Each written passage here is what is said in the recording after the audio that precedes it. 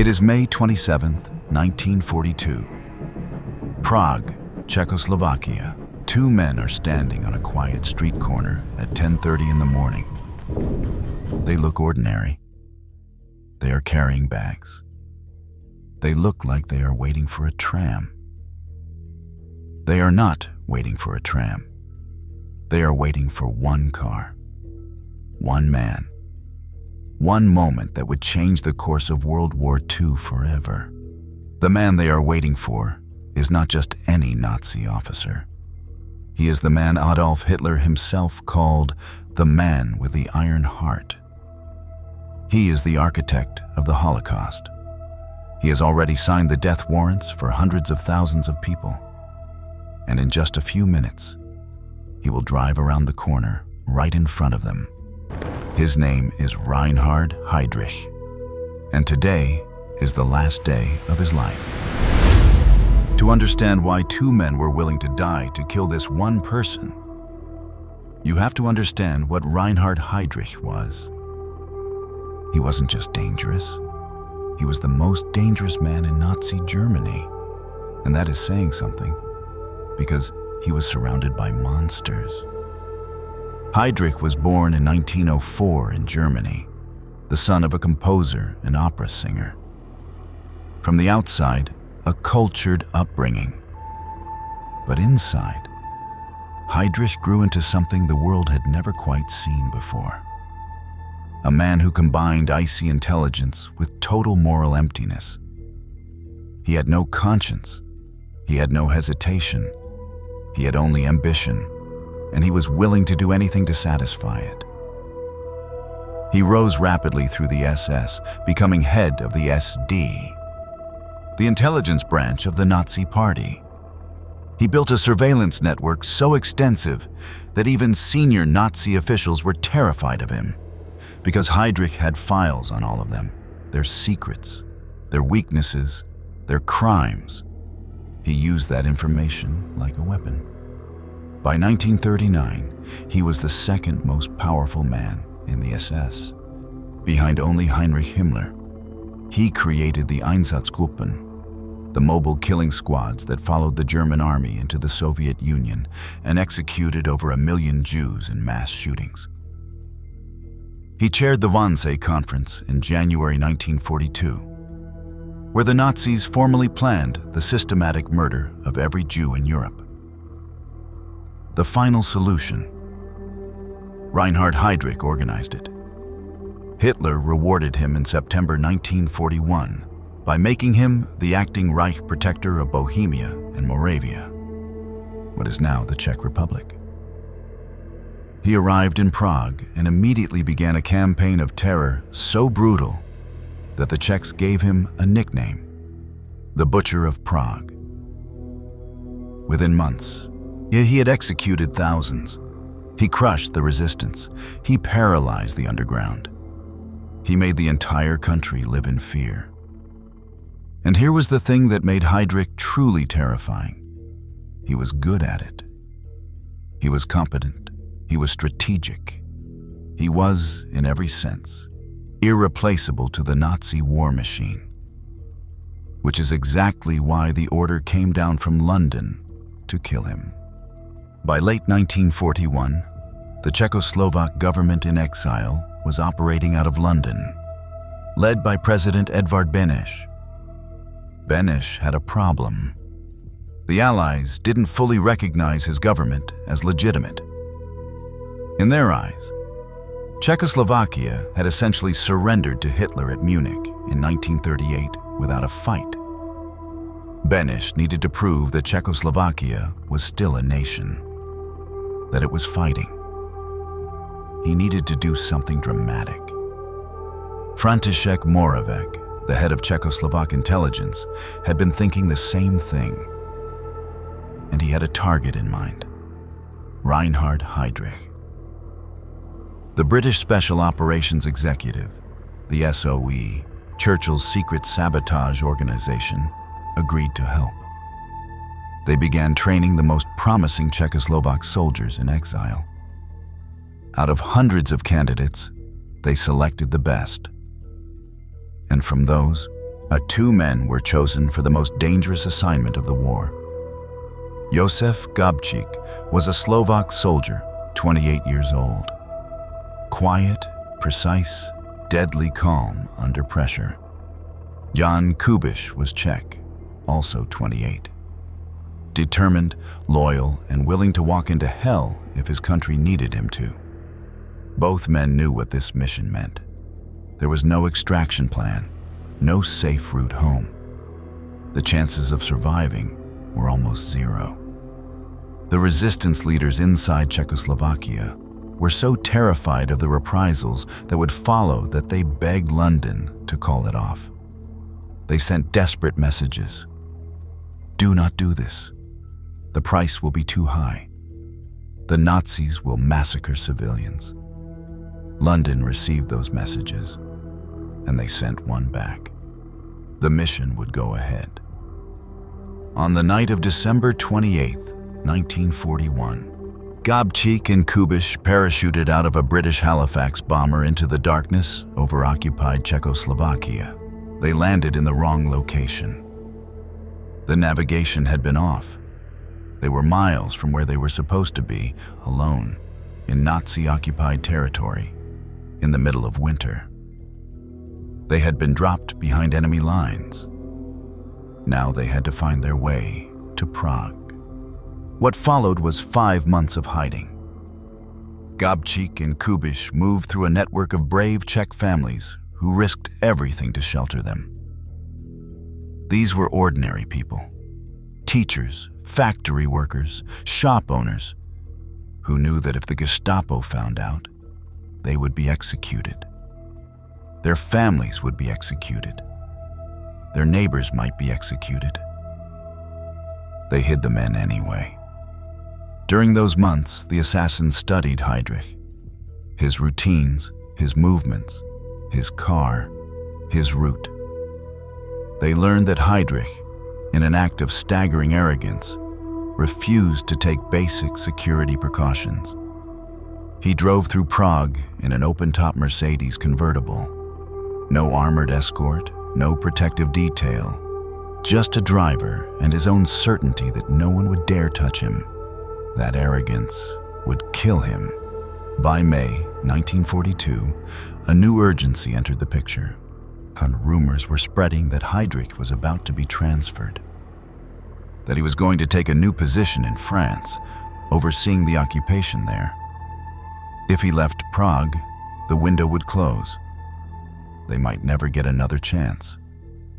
With the help of 2 other agents, Adolf Opalka and Jozef Valčík, the team settled on their location, a hairpin bend in the Prague suburb of Liben. The curve was so sharp that any car would have to slow down almost to a stop to navigate it. That was the moment. That was where they would do it. The morning of May 27th, 1942 was clear and bright. Heydrich left his mansion in the village of Panenské Břežany at his usual time, as he always did, as if nothing in the world could touch him. He was wrong. Valčík was posted further up the road as a spotter. His job was simple. When Heydrich's car came into view, he would signal with a mirror to tell the others it was coming. At 10:32 a.m., the signal flashed. Gabčík stepped forward from the tram stop where he had been waiting, reached under his coat, and pulled out a Sten submachine gun. He raised it at the approaching green Mercedes. He pulled the trigger. Nothing happened. The gun had jammed. In the most critical moment of the entire operation, after 5 months of hiding, 5 months of planning, years of training, the weapon failed. Heydrich's reaction was the reaction of a man who believed he was untouchable. Instead of ordering his driver to accelerate and escape, he stood up in the open car and drew his own pistol, ready to fight. He actually wanted to engage them, unless that was his fatal mistake. In the split second of confusion, Kubiš stepped forward and threw a modified anti-tank grenade at the Mercedes. He didn't throw it perfectly, It hit the rear wheel arch rather than landing inside the car, but when it exploded, the force drove metal, glass, leather, and horsehair from the seat through the door of the car and directly into Heydrich's body.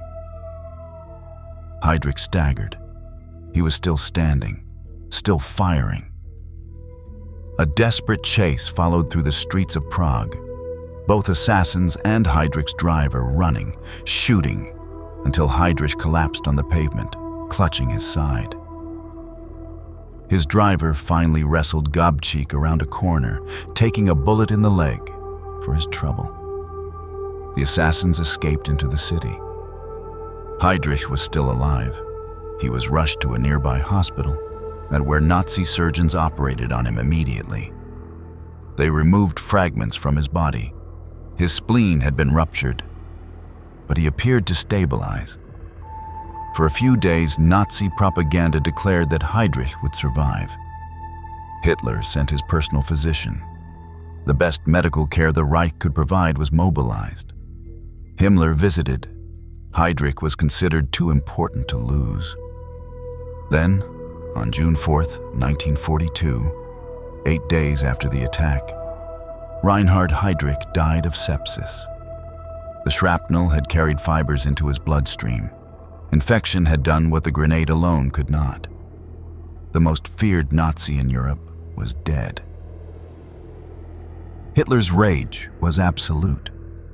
He ordered reprisals on a scale that shocked even some within the Nazi regime.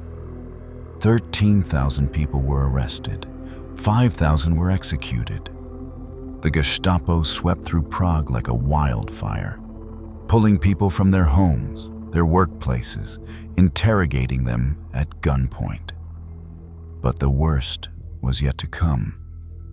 The Nazis received a tip, based on false information, that the assassins had connections to the village of Lidic. On June 10, 1942, SS troops surrounded the village. Every man and boy over the age of 14 was shot. All 173 of them executed in the garden of a local farm. The women, 184 of them, were sent to Ravensbrück concentration camp. Most of the children were gassed. The village was burned to the ground. Then the ruins were leveled. Lidice was erased from the map. 12 days later, the village of Ležáky was destroyed in the same way. Every adult was executed. The village was obliterated. In total, over 1,300 Czech civilians were killed in direct reprisal for Heydrich's death. And then came the betrayal. One of the agents involved in the wider network, Karl Čurda, walked into Gestapo headquarters and gave everyone up. Not because he was caught, not because he was tortured.